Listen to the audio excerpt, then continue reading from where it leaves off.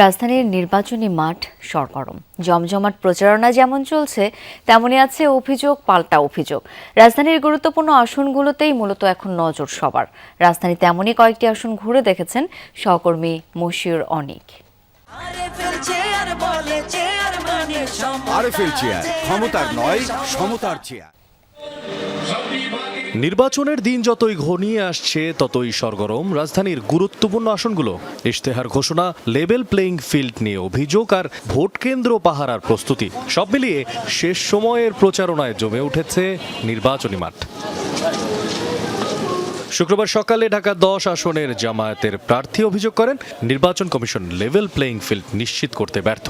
ধানমন্ডি এলাকার অনেক বড় সমস্যা একটা চাঁদাবাজি সমস্যা।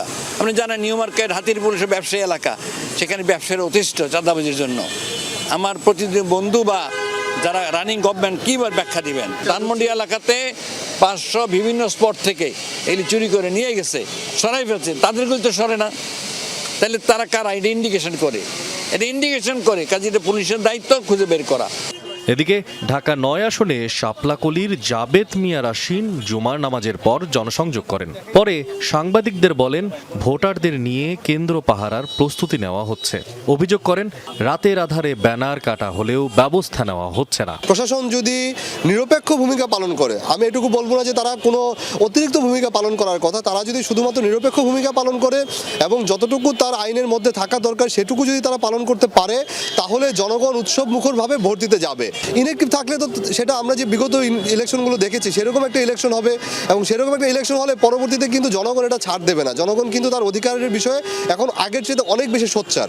এদিন ঢাকা 8 আসনে বিকেলে সেগুনবাগিচায় দুদক ভবনের সামনে 8 দফা ইশতেহার ঘোষণা করেন 11 দলীয় জোটের প্রার্থী নাসির উদ্দিন পাটোয়ারি। ইশতেহারে প্রাধান্য পায় ওসমান হাদি হত্যার বিচার, পাশাপাশি চাঁদাবাজি, সন্ত্রাসমুক্ত এলাকা গড়ার প্রতিশ্রুতিও তার। ওসমান হাদিরা যেভাবে ক্যাম্পেইন শুরু করেছিলেন সেভাবে আমাকে দিক নির্দেশনা এই ঢাকা 8-এর জনগণ দিয়েছিলেন। আমি ঠিক সেইভাবেই ফজর থেকে আসা পর্যন্ত প্রত্যেকটা মসজিদে গিয়েছি, উড়িগলিতে যাচ্ছি।